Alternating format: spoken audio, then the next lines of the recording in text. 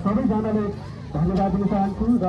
उपस्थित यहाँ सङ्घार गाउँपालिकाको उपाध्यक्ष आज सभापतिजी जसरी हामीले देउसी भैलो कार्यक्रम गरियो यो कुनै समय मात्र हुनेछ यसमा कसैले पनि